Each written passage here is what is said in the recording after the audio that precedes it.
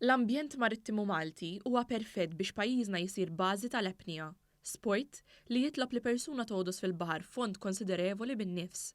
Stqar dan Umberto Pelizzari, atleta tal-apnea li kiser diversi rekords dinjija f'din id-disciplina. Fl-1990 huwa kiser ir-rekord dinji bazza f'fond ta' 65 metru fil-baħar tal-Gżira ta' Elba.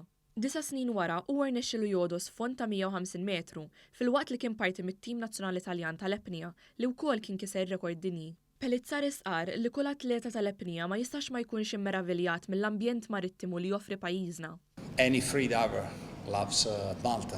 We love freediving here because you have crystal water, warm water, you have wrecks. I love freediving on the wrecks, exploring the wrecks, imagining the story, the living part of the boat. You have caves, so you have light and darkness at the same time. I really like this island. Illum, Pelizzari huwa President tal-Apnea Academy li waqqaf huwa stess.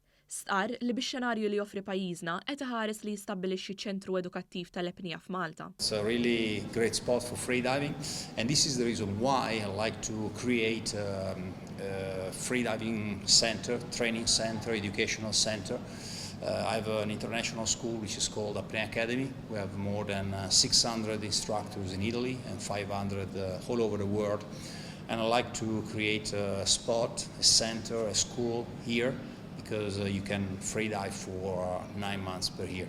Fl-aħħar jiem, Pelizzari kien f'pajjiżna biex jippromovi dan l-isport u kif dan jista' jkun ipprattikat b'mod aktar sigur. U ltaqa' wkoll mal-Ministru Konrad Mizzi li qal li jħares il qudiem li dan l-isport jikber f'pajjiżna u li Pelizzari jikkunsidra lil Malta bħala t-tieni dar tiegħu.